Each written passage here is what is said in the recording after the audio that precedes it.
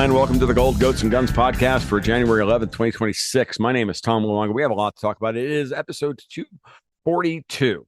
And I have with me today someone that you see me with on the other side of the microphone all the damn time. I go on his show. We did the Bald Ones with Dave Collum and Jim Kunstler. I'm with the Burlingame. It's this Tommy Carrigan is in the house in his manly regalia. And we don't do video on this podcast, so I don't have to like shame Tommy. I can just slut shame him here.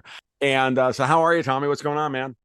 I'm fantastic. As like I said, I'd never have we just talking beforehand about show, prep and goals, and I've never had any idea what I'm doing, man. I truly have no idea what I'm doing. So that's kind of you're getting the real show. Yeah, no, seriously, it's funny you say that, and I would tend to agree that I do a similar thing. I generally, when I get a guest idea in my head, I'm like, I have a general plan about how I want the conversation to go. I don't script it out. I don't have three beats. I don't do any of that stuff. And sometimes that works, and sometimes it doesn't. Right. And I'm not sure how the show is going to go today for that purpose, but this is one of those things where two guys who are on both sides of the microphone. At least in my case, I'm constantly on both sides of the microphones, and I find it interesting to shift those roles.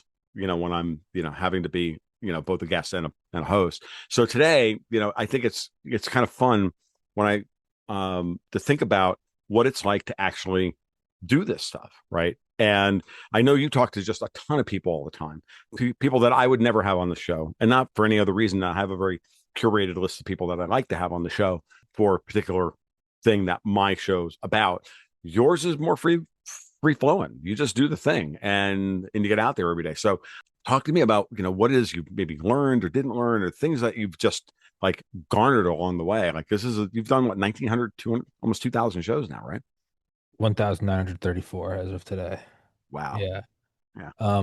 What you said about the free flowing thing is I always I try to, and that's what works for me. There's no objective, good or bad, or the free flowing thing works for me, but it's also not as I think, and I could be wrong. I think some people assume free flowing is you don't care, it's unserious, and it's just this thing you throw on, which actually couldn't be further from the truth. What I do, it's 8 hours of sleep, 30 minutes of exercise, 30 minutes of meditation and prayer, and go into the show. And the thing from the very beginning is, well, what if the guest isn't talkative? And that's why I make sure I'm always reading books nonstop so I can always just immediately vamp and fill the space. Mm. And so, perhaps a better analogy would be, in college, everyone's, there's a set thing, or we're going to the UGA football game. But in general, what was Thursday night? We're going out and get fucked up. Are you going to put no effort in?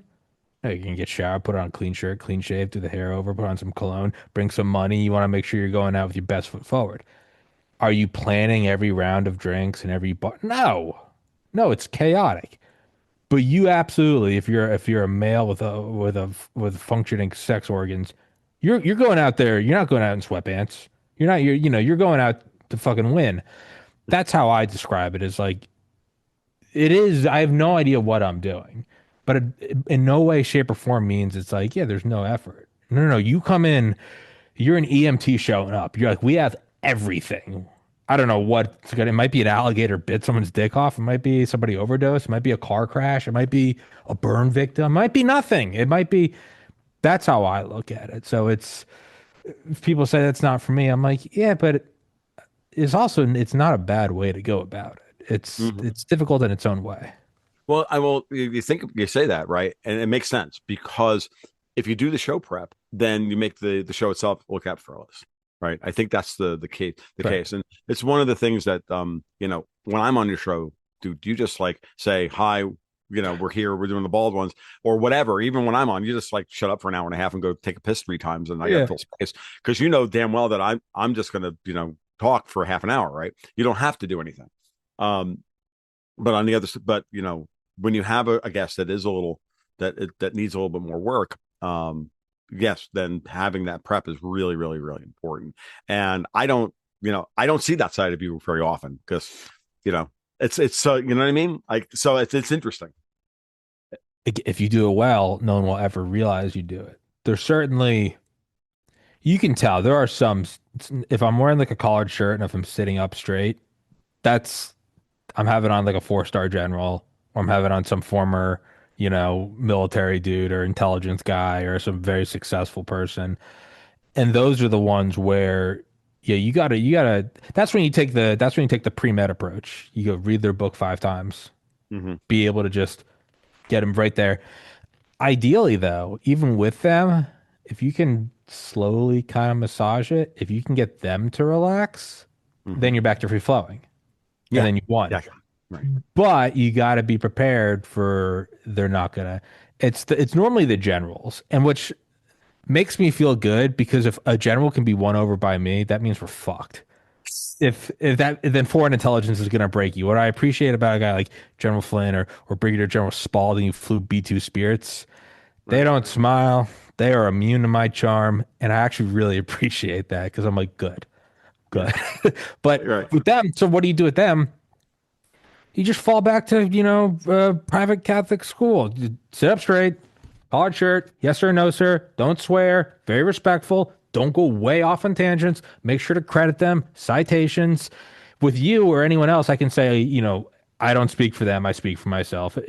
With them, Hmm. you don't even make that clarification. Right. Speak as if you are speaking on their behalf, and you Hmm. got to dial it up for them. Hmm. Um, those episodes are terrifying. They're fun to do well in the same way that getting an A on a biochemistry test is Hmm. you're like, I did it. I Hmm. did it. Um, but those take a lot out of you. You also can't, that's the other thing. Hmm. Do you want to put out shows frequently? Yeah. You can't do those 5 days a week. Number one, you're not going to schedule them. And even if you could, you cannot go in to that every single time. It's Right. just, you're not prepped for it. So, Right. Yeah. Yeah. No, that makes sense. And this is in many ways this is part of the reason why my output here on this particular podcast is as infrequent as it is. It only happens when I'm like, I need to talk to that person about that particular thing.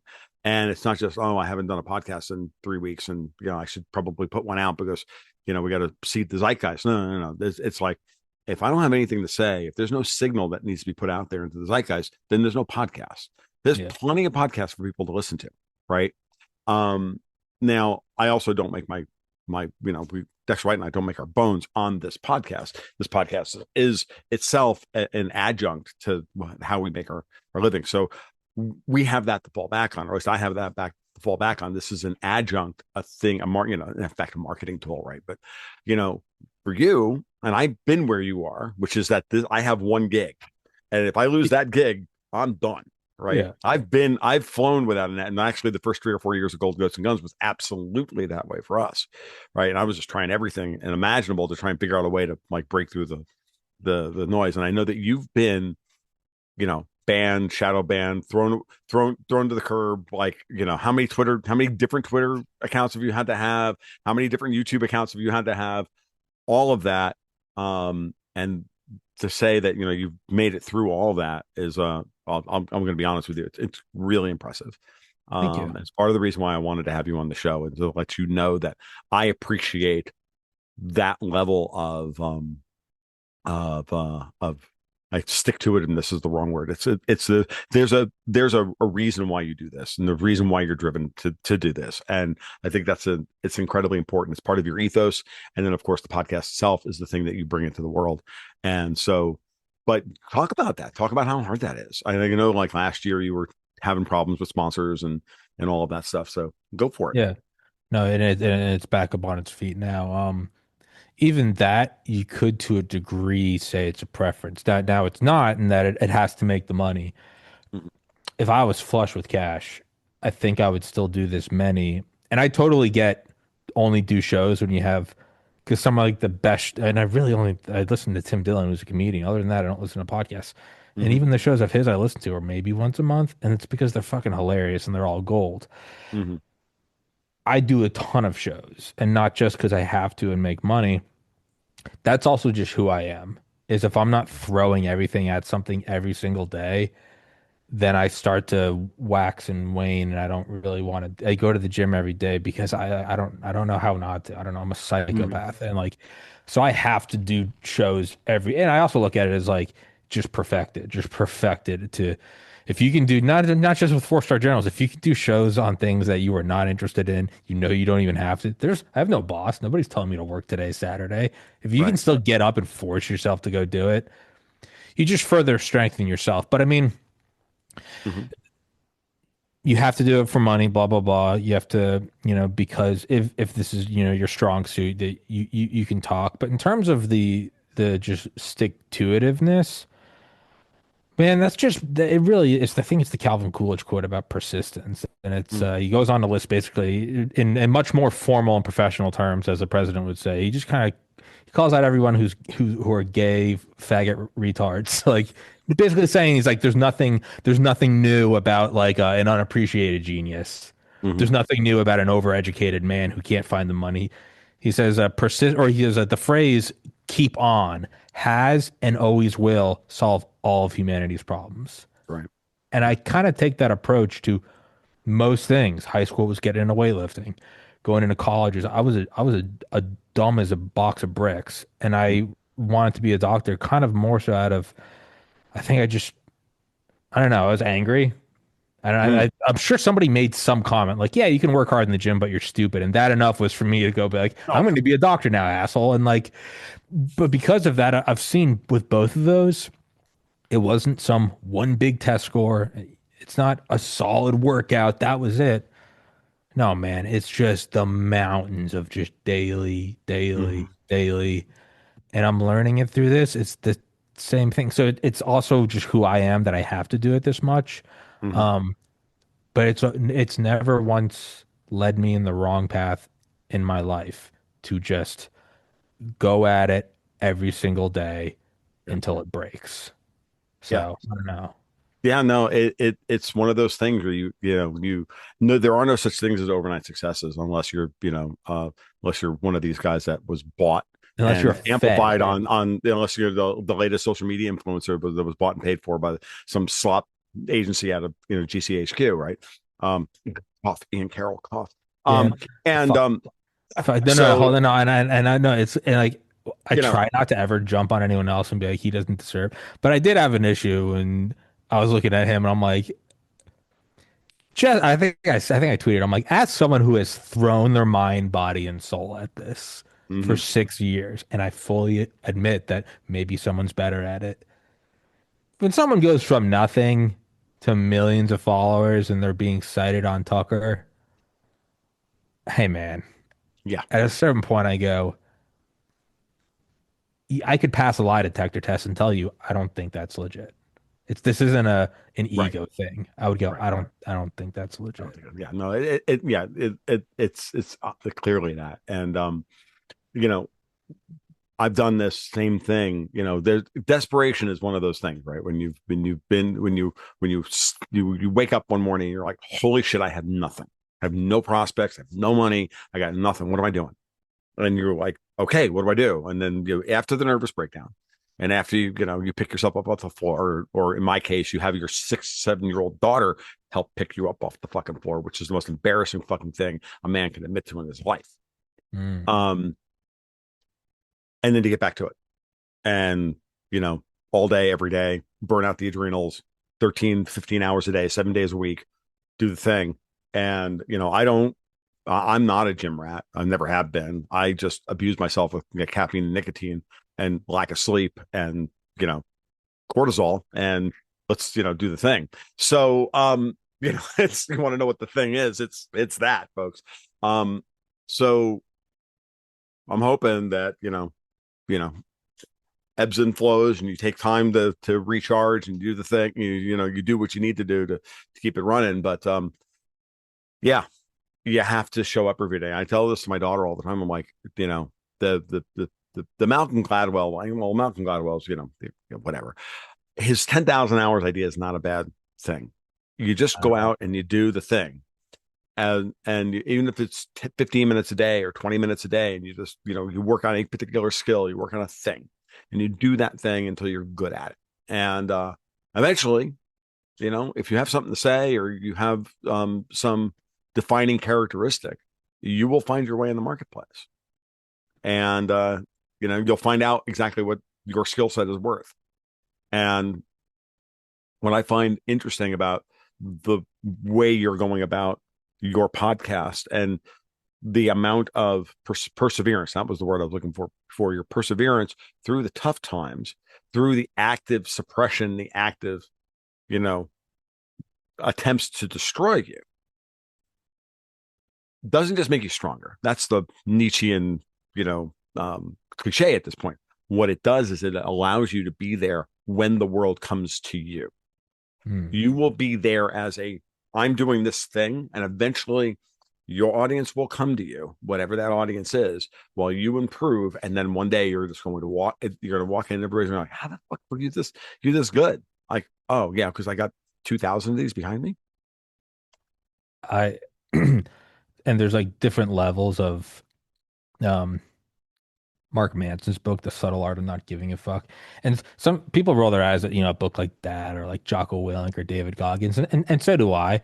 I will also say unabashedly, those guys are good when you are at the bottom. Like now, if I'm like, yeah, what's Goggins doing? Is he running another marathon? I'm like, yeah, I don't need it. When you're fucking fat, living at home like I was, you're 26 years old, your girlfriend dumps you, you got nothing going on. 2 years prior, you're going to be a doctor, and now you're a fucking fat loser living above your parents' garage, and you got nothing. You do need that stuff. And one of the things that I took away from his book was, and I know nothing about him. For all I know, he's come out as like a pedophile, and I'm going to look awful. But like, he says that something may not be your fault, but it's your responsibility.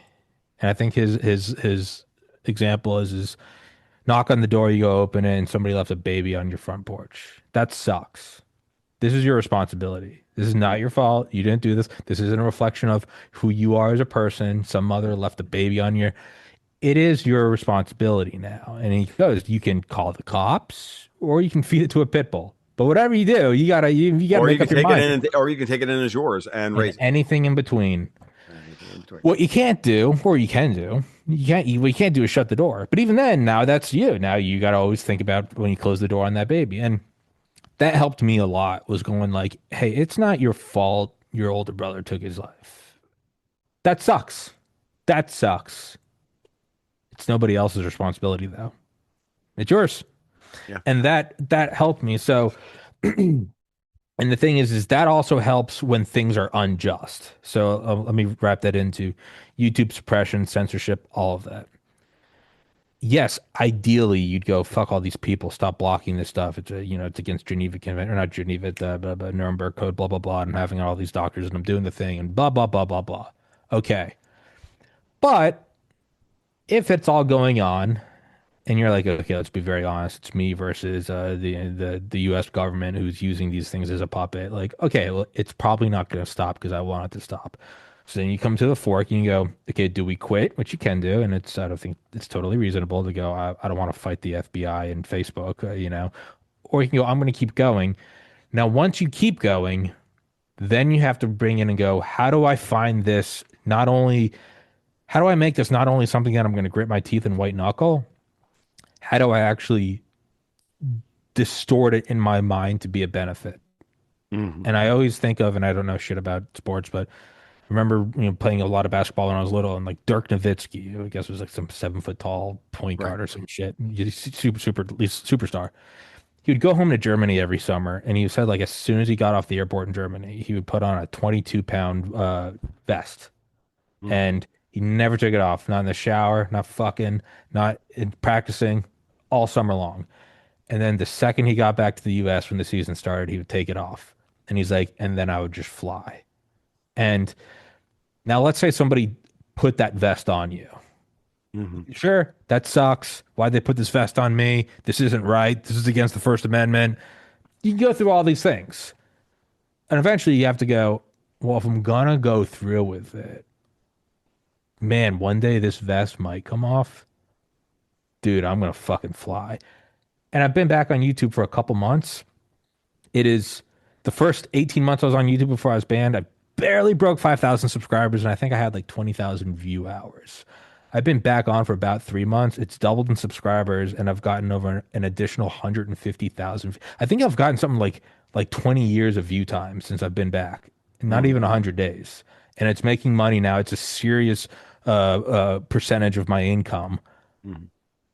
Nah, I don't think that ever would have happened. And if I didn't, and what did I do in the off time? I also built up this whole network. I had a lot of street cred with a lot of doctors and military guys who'd be like, yeah, man, he doesn't give a shit.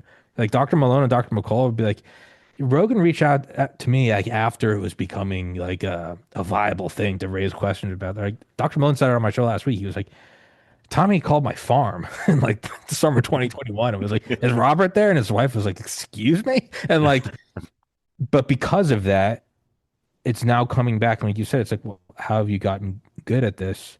Man, I've had the vest on the whole time. And if I went back 5 years, would I redo it? Absolutely not. I'd be like, take the vest off. I want to put it back on.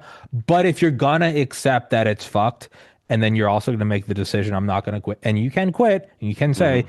this is a pointless uphill battle, and that's fine. There's nothing wrong with that. Right. If you're gonna go, I'm not gonna quit, then you have to start distorting reality to so you don't go insane. And you Right. have to go, oh, they're telling me I'm not strong enough to lift this vest. Yeah. Yeah. Then you let the male ego come in. Like, people be like, "Why do you do all these shows?" I'm like, I just always think about if I saw Fauci in high school and he said something to me, I was like, I would fucking lock this kid in the locker. I'm not gonna let him ban my YouTube channel. That's how I looked at Fauci. I'm like, fuck this kid. Let's Right. knock him out and take his alcohol and call his dad and say he pissed himself. Like, that's what you would do.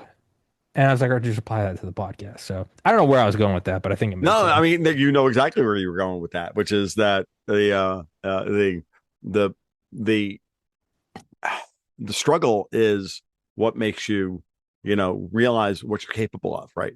And in some ways it also makes you now that guy that, isn't the 26-year-old loser living above your fat and pathetic living above your Fat, parents' gay, garage retarded. wall. Yeah.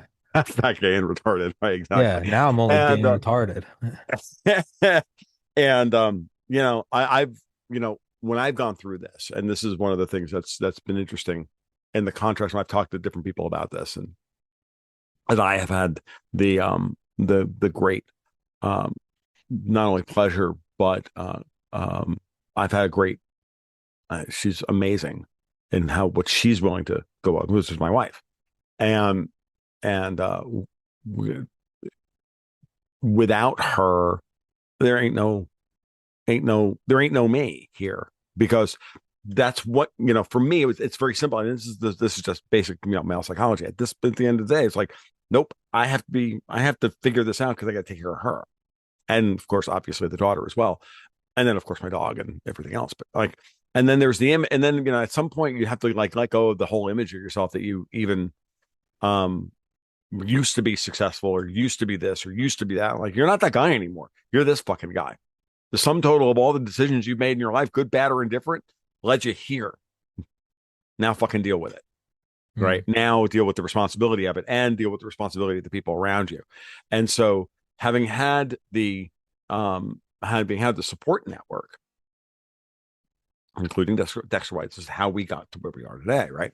And for me, this was, it's interesting. We're doing this right after we just published our 100th issue of the newsletter. You've done 1,934 podcasts and made it through tough times. We've done 100 issues of a financial newsletter, which the average lifespan of is about 4 to 5 years. So we're now in the middle of the year 9. We got to brand the issue with a little 100 badge on it, right? And then a little like 100 goat. And then um, we got to have Dexter write the retrospective on what it's been like to do this project for the last 8.5 years. Not me. I talk about it all the time, but to get his perspective on it was a different thing. And I think it was really. And then and I always get his articles light. They're usually the last thing that are finished to be put together every month.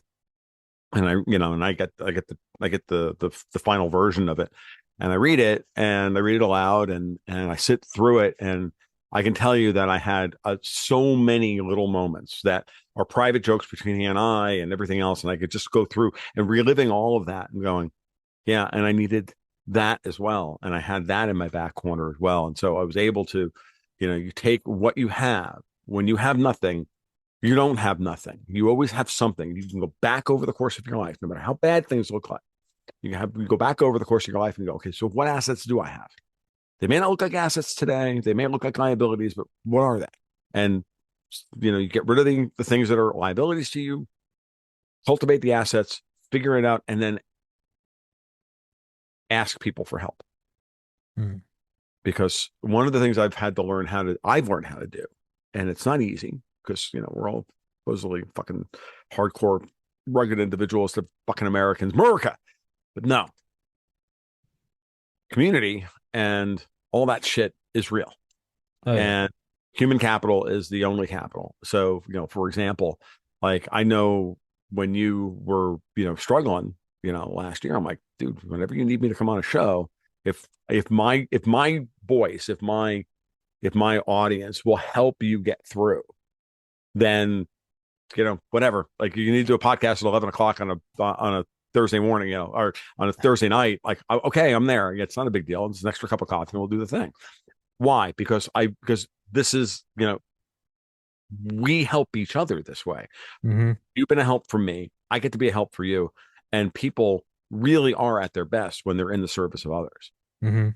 And this is part of the reason, this is part of the problem I think we're having in this moment politically as we reform the idea of America in our heads. I'm going to shift the podcast now to I want to shift into that general statement to get it out of the realm of the two guys talking about themselves. Now start thinking about how that um, relates to what we're going to do politically and how America is reshaping itself and how Donald Trump is trying to reshape the way we imagine ourselves as Americans in the context of an America we weren't proud of versus the America we were proud of. And how do we get rid of that liability, the one we weren't proud of, and turn the America that we are proud of into the maximal asset?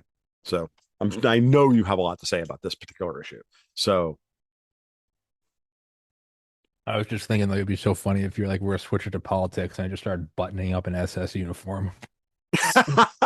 Like, I'm glad you've brought this up. I'm glad we I can start have you talking brought about this up. I'm gonna go out and get my Hugo Boss tailored out shirt I'm and glad we've moved pants, on to genetic superiority. Thank you for asking. and I'm getting out my straight razor right now to shave my mustache, to trim my Um, mustache. Absolutely.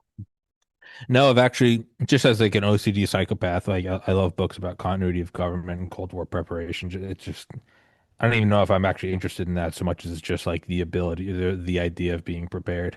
It's, the same reason they say, why do autistic people like trains? And it's like they're predictable and they stay on the same path. Like so I don't even know if it's what I like, but always going back and reading really specifically about, 10, 20 years after the Cold War, 50s and 60s, when you look at the level of preparation that these guys were taking to ensure that we didn't go into another world war, it's always you look at it and there's a certain level of okay, it's your job, or the next thing you'd be like, all right, your family lives here, so you want to make sure you're taking care of it.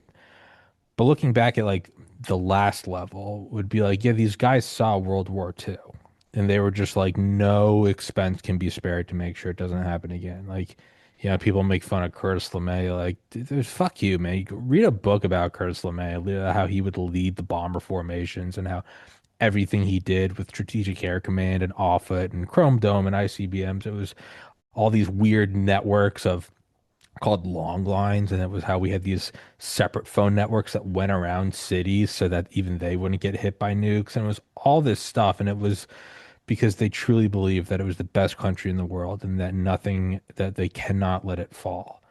And I Mm, always look at that, and it would kind of make me sad because I'd be like, I live in this, kind of like gay, rotting empire, and like, man, I would love to just give everything to protect it. And mm, that's a macrocosm of the microcosm of taking care of yourself and everything. Um, so I actually do look at it politically, where I'm like, man, like because I look at it as like a novelty engine, and like empires and countries over the history of man are different engines, and they produce different things. And I look at this one, and for all of its flaws, like the very fact that we even make an attempt to have civil liberties, the very fact that there's even attempt to put it in your rights that you can have a weapon that everyone knows it's not for it's self-defense, it's to fucking, kill the government per the Mhm. Constitution, not me inciting violence. But the fact that that even exists, and then the fact that it's produced this amount of wealth, and then the fact that it has this many natural resources, and it's protected by two oceans, it's not that it's a great place. It's somebody rolled. It's somebody you got triple sevens on the slot machine. Like it's not gonna happen again. You're not gonna get this Constitution with these natural resources on this place that is Fortress America. You can't invade it. And so, number one, it's worth fighting for. We're not going through all this stuff to save, whatever, Sudan. Like it's something that is worth fighting for. And so I look at that, and then I look at so back to the 22-pound vest, or I go, my grandfather couldn't. He had all these like medical exemptions. He couldn't. But his brother was on D-Day. He was 18 years old, was on Omaha Beach and survived. And God knows what he saw. And he came back from the war and then enlisted in the FBI and was Richard Collier was just an outstanding officer. He had all these crazy cases, did all these things to protect his country and his community because he saw the absolute bottom of humanity, the absolute jaws of death. And you look at that and you're like, that's someone who is compelled to make it better and to make it safer. So I try to find the 20-pound vest analogy to where we've been, specifically the last 5 years, is what would make you go so far out of your way to put in safeguards, to make it not slide back down, to make it not fall apart. And I always think like, God willing, one day I'm a grandpa.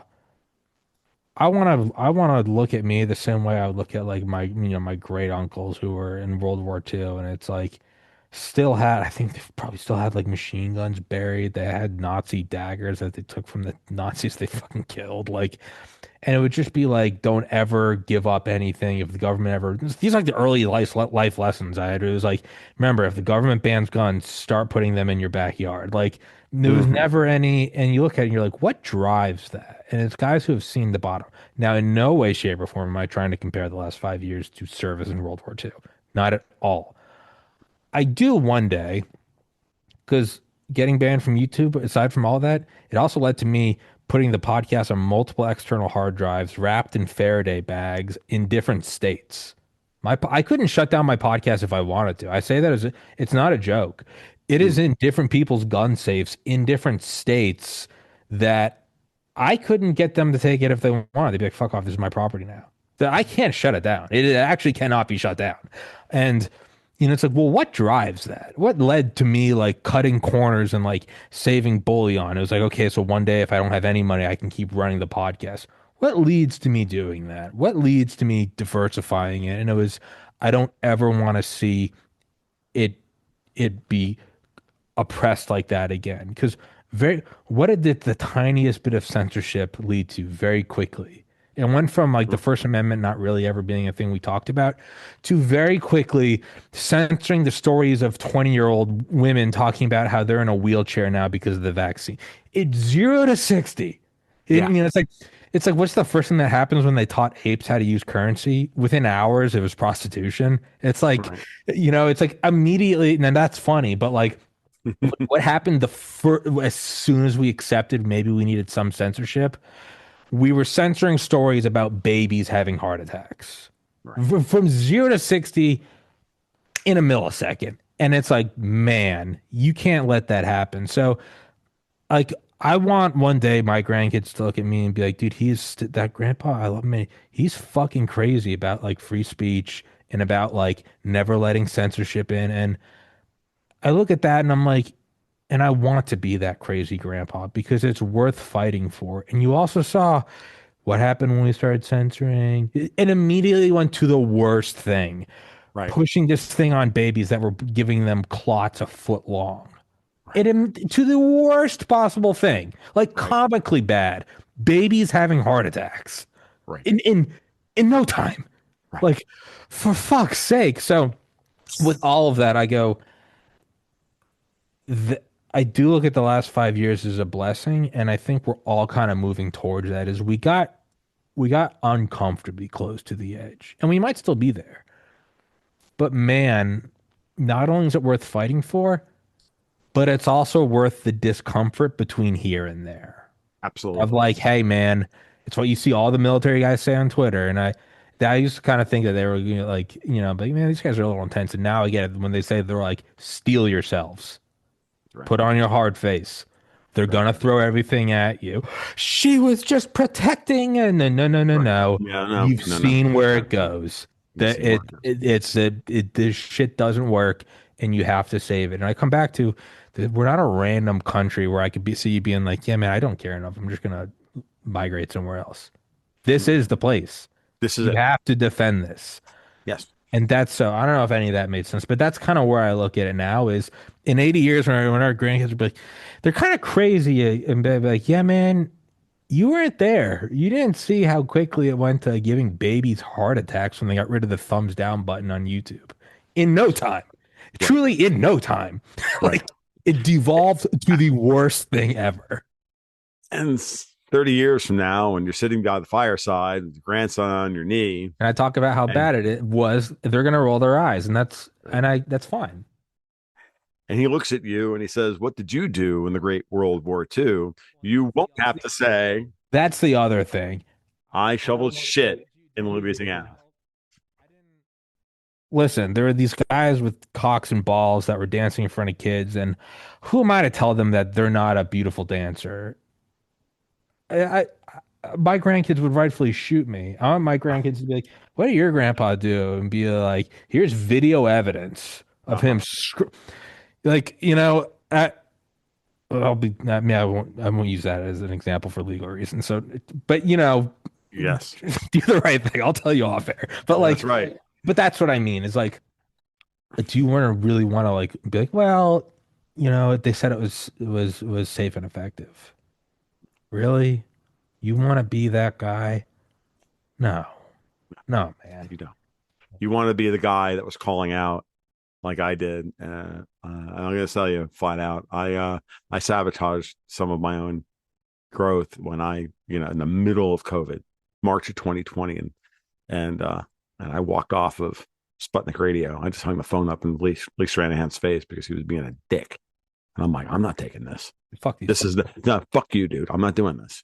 And I haven't spoken to Lee since, and I won't speak to him ever again because you will not, treat a guest that way. You will not treat someone who clearly sees something real and has been vindicated And that here's the the whole other thing. fucking thing was a goddamned operation and that it was the most anti-human fucking thing imaginable. No, things are hard.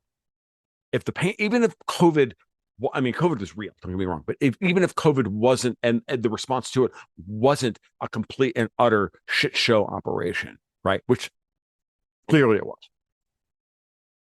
Our response to it by shutting down the world was the exact wrong thing to protect those that were the most vulnerable because you cannot destroy the thing that makes the economy itself capable of producing the things necessary and the comfort necessary in order to be able to protect the vulnerable. That's what society fucking is. Yeah. So stuff that up your ass. I'm hanging up the fucking phone. No, Gone. And that was it's that.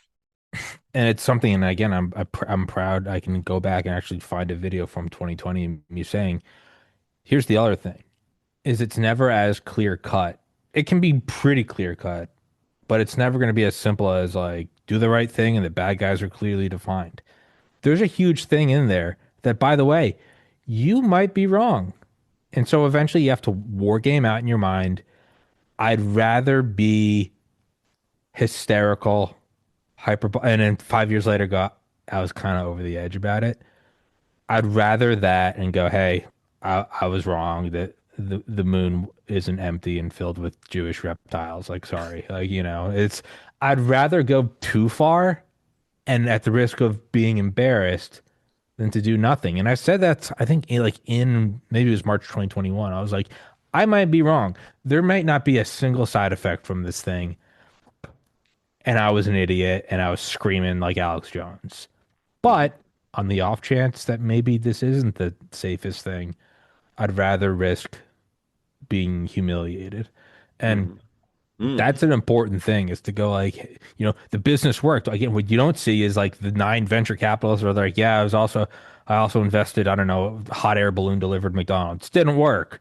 The other thing he made was Amazon. And it's like, and that one did work, but it's like, Right. you got to be able to go, and I might be wrong. And that's where a lot of this comes down to is like, and it's almost worse than losing money is instead making a fool of yourself on camera. Oh But yeah. you have to Far go, worse. Worse. I might be wrong on that one. Losing money is easy. Yeah. Yeah. I mean, every time I go to the freaking convenience store, I lose money. Yeah. But Like, so that's what I look at is like, and that's the other thing is like standing up, you might also look like a fucking idiot down the road. And that's fine because I'd rather be an idiot down the road. well, it's like in order to avoid war, you have to, or in order to invoke peace, you have to dare war. In order to be correct about the future, you have to be able to dare being wrong. You have to put yourself out there Uh-huh. and say, you know what, I was wrong. this seems weird, and I'm just throwing it out there. And this is, and for me, it was my background as a chemist, and and doing honest to God research, and doing and just there's a training method to it. I talk about this all the time. If you ever take high school or even college physics, like basic everyday first semester physics, I think everybody should do it for nothing else, because you watch how it's taught, or at least the way it used to be taught. I don't know, what I was taught to me was simple. It was, hey, hey, we're going to solve this equation today. Let this be this, let this be this, and then solve the math. Boundary conditions of the problem. We got to make these assumptions. We got to do this. We got to do this. We got to do this. And then all of a sudden, like, there's a very ordered, logical way of defining the universe. It's a very simple thing. I could invoke the spherical cow joke, and everybody will I was gonna groan. say But the I'm cow is a perfect sphere. yeah, exactly. Yeah, I love that joke. It's my favorite joke. It's literally my favorite joke in the It's a English great language. one. No, it is. It's the only joke with its own Wikipedia page, which is hilarious, by the way. Um, and I always tell that joke. It's the one that where and I say, I'm going to tell you a joke, and you're not going to laugh because you're not a physicist, because you're not a Yeah. retard Yeah, the physicist cow's a like I perfect am. sphere in a vacuum, and there's whatever. There's no Yeah, it's like gravitational constant or something. So consider a spherical cow in a box. Yeah. Like that, and that's physics, right? And then you build the world up from the simplest of assumptions, and that's how you get to force equals mass times acceleration, momentum equals position time, the mass times velocity, blah blah blah blah. One half, kinetic energy is one half mv squared. We can go on and on and on and on and on. And before you know it, 3/4 of the way through the semester, and you're doing Bernoulli's principle, and you're doing this, and you're doing that, and you're doing all this shit. And like now we're doing right hand rule and electricity and magnetism, and within 6 months, like you have a functional understanding about how the world in which you interact with at the thermodynamic level that you interact with it at the baseball bat level, for lack of a better term, with your fist level, how it works and what the basic math is.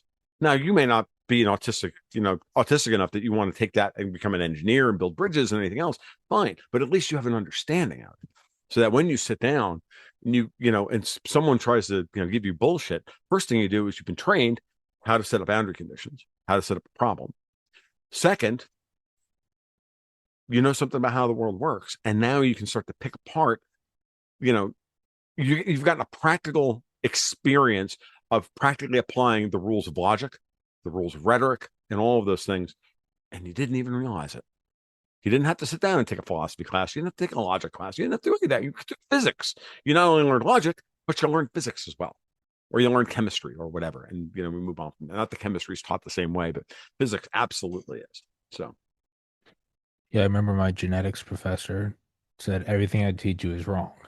And yeah, you'd start with like each gene has two versions, the strong and the dominant and the recessive. And you start Gregor Mendel P plants. mhm. And then as you go over, you can take multiple semesters of genetics, and you start getting into like the insane like epigenetic feedback font. And then even that, it's all like percentages, and you're like, what the fuck? But like for all intents and purposes, you were fine with the P plants. And yeah, even with physics, it's like, yeah, as this happens and that happens. Then you go on, you're like, and then your air resistance, you're like, okay. And you're like, but then there's different eddies of air resistance. You're like, okay. And then it's like, and then humidity, and you're like, Okay. And as you go down to like finer and finer, measurements, it's like, well, at that level, now you gotta take into like, quark gluon plasma. You're like, what the fuck? But like, Oh, right. nonetheless, nonetheless, that's how you move forward. And if I could tie that back to doing the podcast and brute force persistence, it's like, where is it now? Oh, it's definitely changed now. I definitely know when and where to like use language, when and where to sit up straight.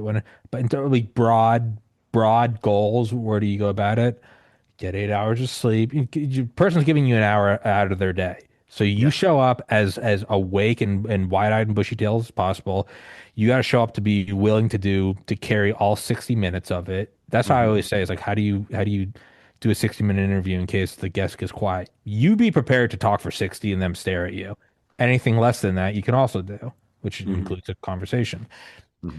I go to the gym because to me, it's when I'm most awake after. I'm awake and clear. You don't want to be yawning on a show and be like, yeah, no, that's great, man. What do you, Donald Trump, he's a wacky guy, huh? Like, no, you don't. I Yeah, look yeah. at it as, and I make this joke a lot though. It's like, I try to show up to every podcast just like an old weathered hooker. You know, like, don't worry, baby. I'll do all the work. But that's how it should be, right? And it's right, and it's but that's and you can't use that with some guests, but you find the right way. But that's how I would say I've built the podcast is spherical cow. As soon Right. as the show's an hour and the guest is going to be on time. What if you don't get enough sleep? All right, well, you're gonna be a little more off. You gotta okay, focus or go harder than gym or blah blah blah, and all these iterations and then you can and then it goes forward and there's higher order effects of networking and tit for tat, helping each other and paying it forward. But it comes down to like you show up on time and assume the guest isn't going to say a word and that they don't want to talk to you. And then just move forward from there.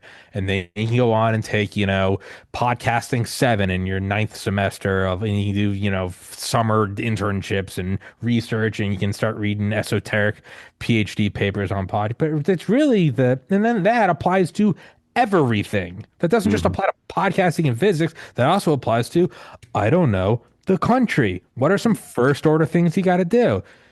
People got to make money. It's got to be meaningful work. You can't outsource all of it because if there's war, you got to be able to produce stuff. Human beings are mostly dog shit, and it doesn't mean you can't be empathetic and be Christian and be your brother's keeper. You can also do that and close the border. Like there's some very basic. You got to be able to afford homes. You can't let dudes dance in front of children with thongs on.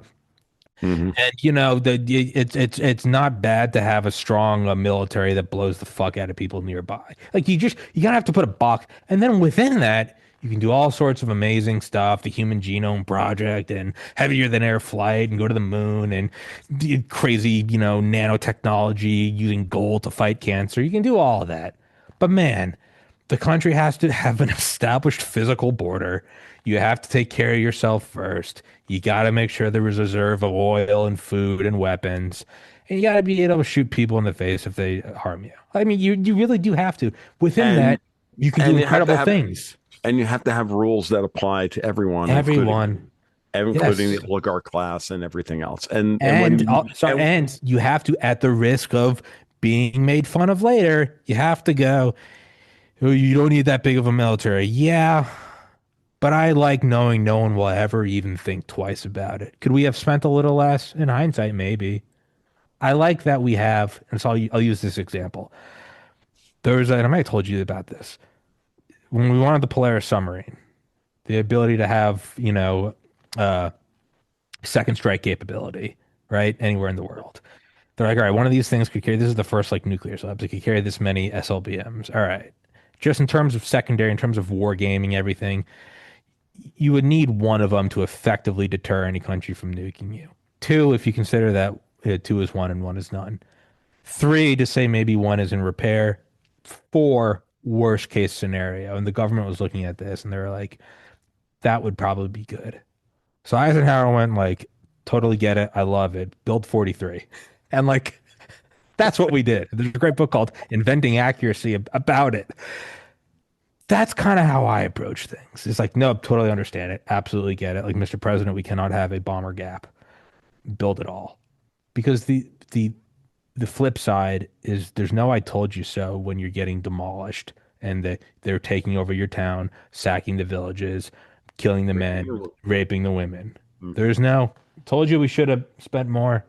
And that's not a blank check to the war state. I get it. But to what you were saying is find, not just find the first principles, but find them and then reinforce them with ceramic nanotechnology and Tesla fields. Like Yeah, that's what and I get. and nickel boron bolt carriers, and and your AR-15s, and Yes. encourage people to be as self-sufficient as they need to be, and at the same time build whatever It's networks they okay to can for have it's themselves. okay to have grocery stores and to, Yeah, use so Uber it's okay to Eats. have grocery stores, and it's okay for everybody to have 20,000 rounds of ammunition and 30 guns in their house as well. Yeah, it's okay to outsource some stuff, but you Yeah, also got to be ready to start rolling P-51 Mustangs off the line every 60 minutes. that's right. That's all I And have to say. and Sorry for and that interrupting and you, but yeah. no, you're perfectly, dude, you're the guest. Like, you go for it. I'm having a blast. My point is, and this is what if you've noticed, this is what Trump and Hegseth are doing. They are, what's the company's name? That's Andorol. like, and Earl, yeah. Actually, how could I forget the friggin' um Tolkien reference, right? Flame of the West. Yeah. By the way, that's the name of the sword. Yeah, I know, I know, Right? I know, It's like, I know. Paul Rocky's the fucking man, like dude. what they're doing, and that guy, yeah, that company, fucking national God hero. bless him. Yeah, Yeah. God, God's bless him, absolutely. So at the end of the day, man, like, we have to understand that I went so far down the quote unquote libertarian psyop rabbit hole that I realized very quickly that, that ultimately what we're talking about here is that we have to be able to um, build communities however we can. Um, the most obvious, but I also know that that is a long-term goal, that everything could be, effectively privatized, and all this, kind of crazy snow crash level shit where with a guy with the nuclear bomb on the back of his Harley is declares himself an independent nation, right? The ultimate expression of that world, with burb claves and private police and all that pastiche. Um, but the goal is community, and the goal is the ruthless, and I mean ruthless, defense of private property.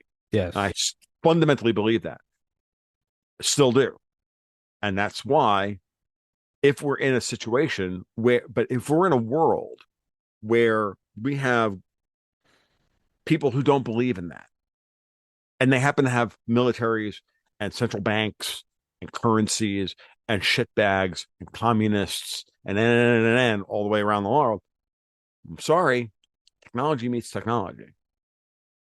And that's just the way the world works. That's humanity. We have the ideal. Hold the ideal in your head. Have it be your guide. Have it be your lodestone. Have it be that North Star for you, right?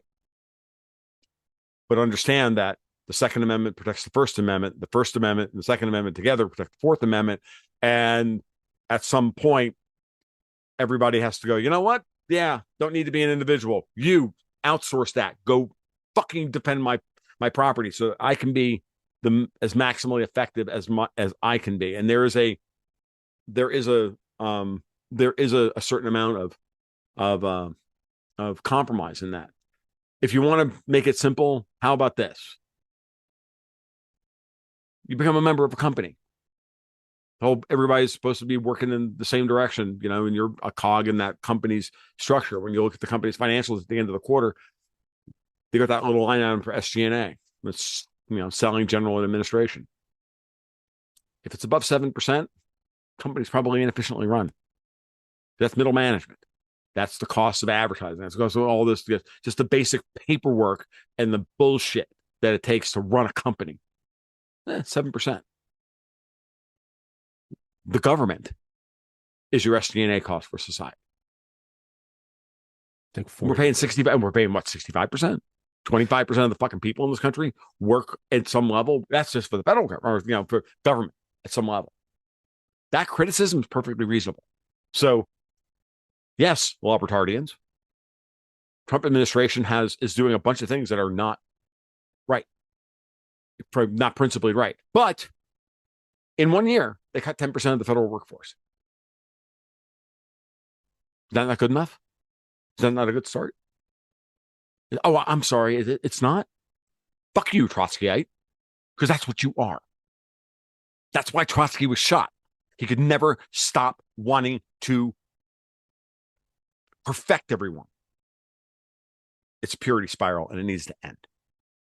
We need to realize that at some point you come together, everybody picks up their freaking rifle. I've got three extra. Everybody has their AR-15, but I got three extras just in case yours jams. Here you go. Throw it at them. Let's get going. You go to war with the army you have. And go to war with the army you have and the people around you. And if you're not making those community connections, then you're doing it wrong. And that's part of the reason why we do what we do, because what we're trying to do is build as big a community as possible around these basic ideas.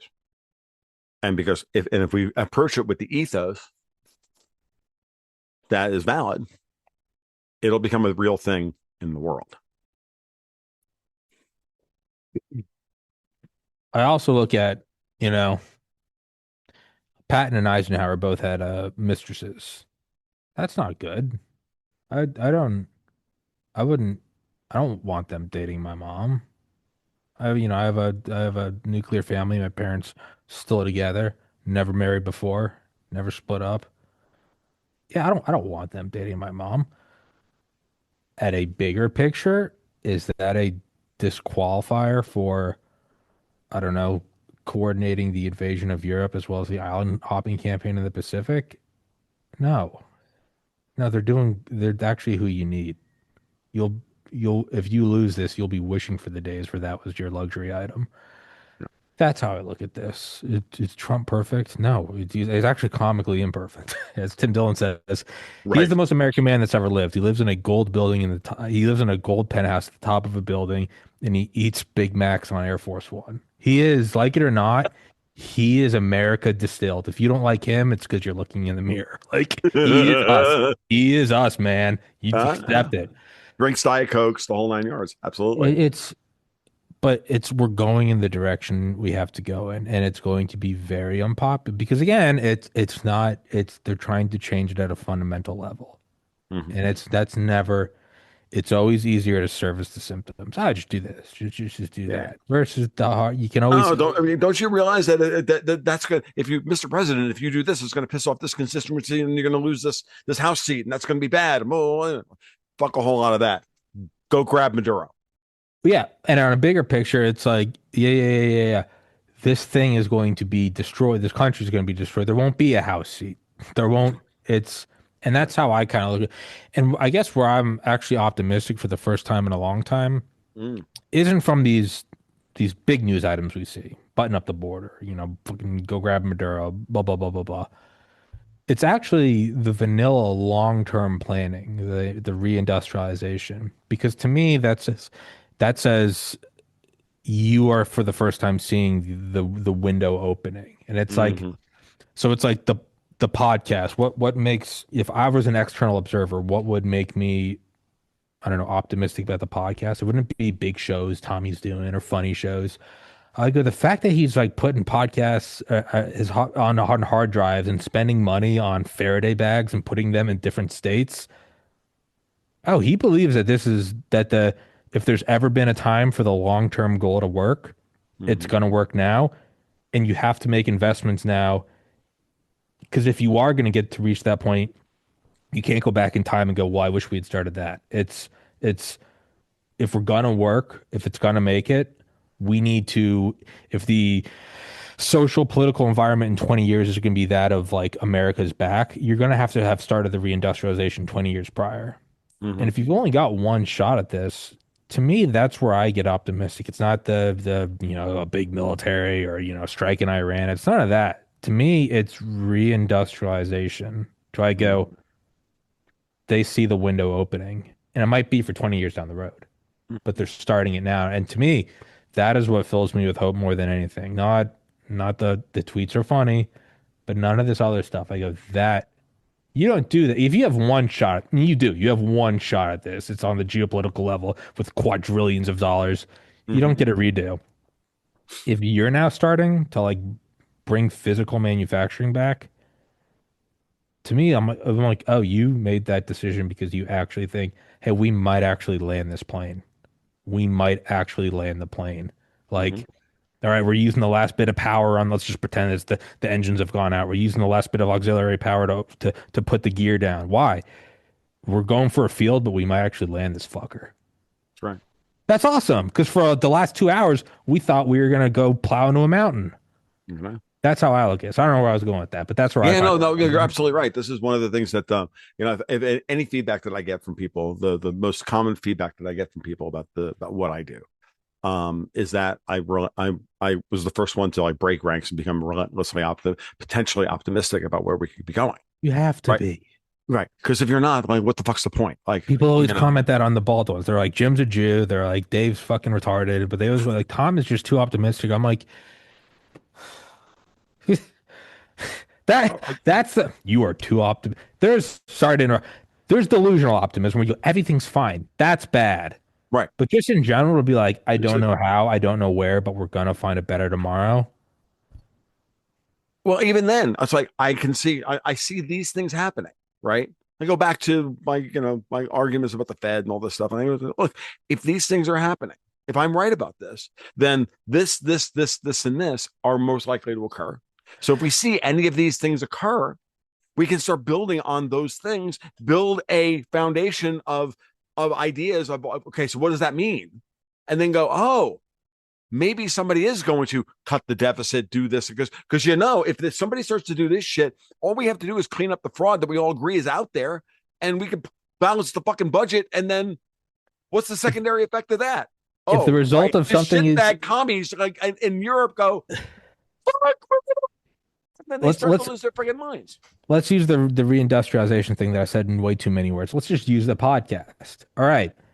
So now, uh, wow, I mean, they didn't kill him. He got back in office. There's no way he didn't have Mm-hmm. intelligence networks helping for them to not steal the election.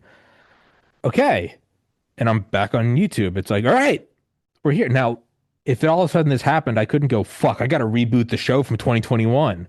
Man, you've lost all that momentum. What did I do in those years? I kept going and I decentralized the podcast so it couldn't get destroyed.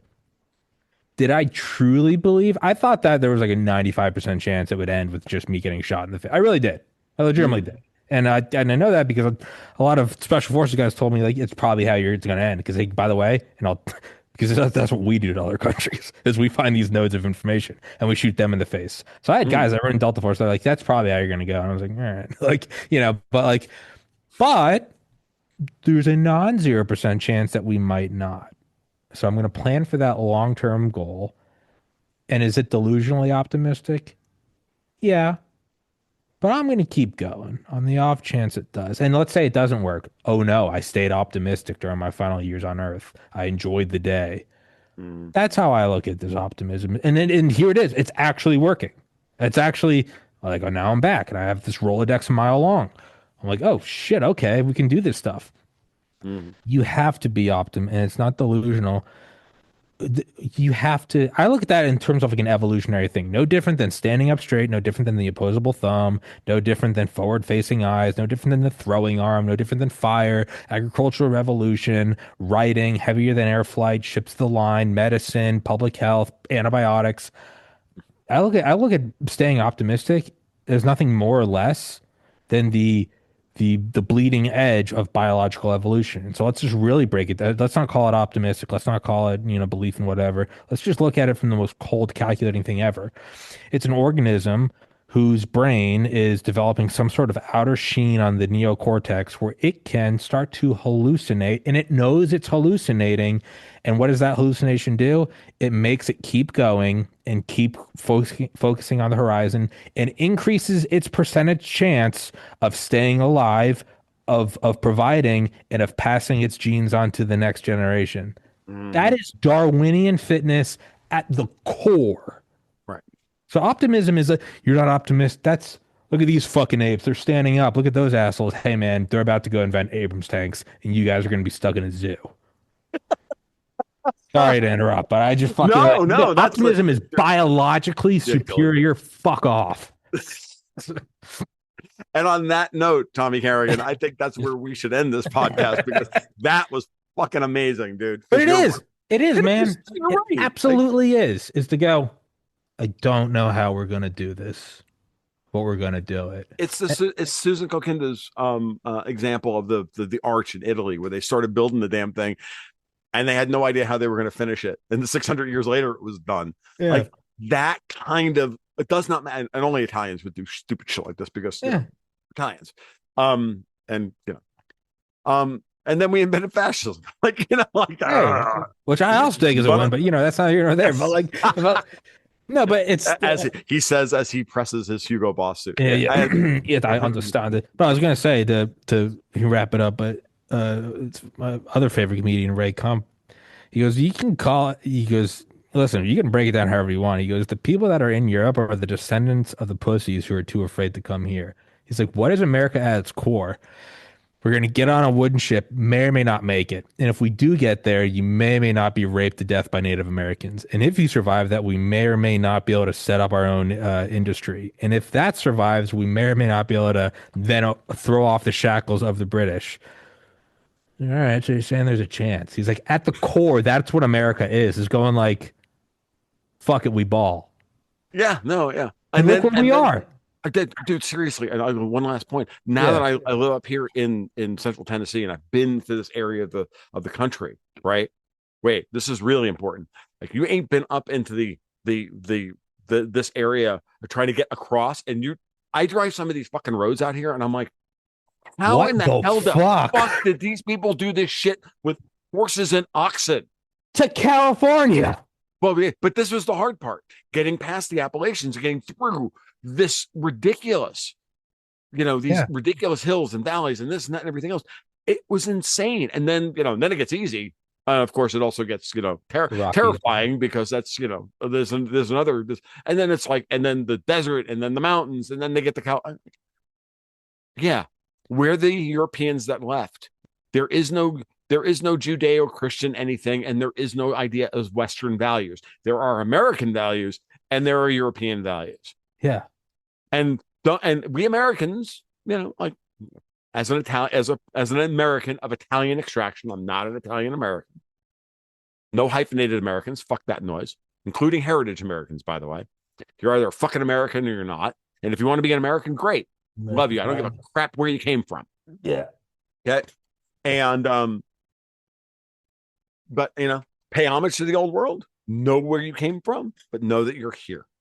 The only thing I know how to do in Italian is swear. Yeah. You know why? Because that's all the Italian that was spoken in my house by my grandfather, who came over on the boat himself. My dad didn't. My dad swore like I swear.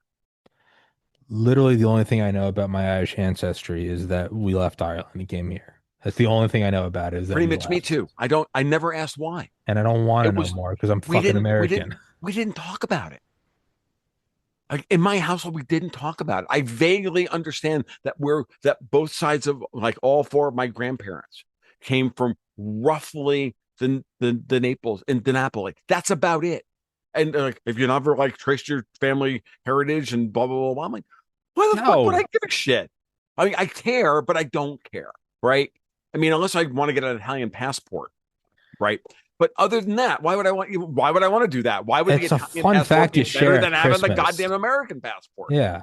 It's a fun fact that you use to make a Christmas ornament. Like, you're kind of Irish. You're like, whatever. It's like, it's no, man. fine. It's, we're opposite ends of the liver efficiency scale for oxidizing alcohol. Italians on one side cannot, and Irish on the other side have an infinite ability. Yes, it's an issue. It's an issue, but like no, it's we're not the, and it's that's just not no man. We are not the ancestors of fucking weak men.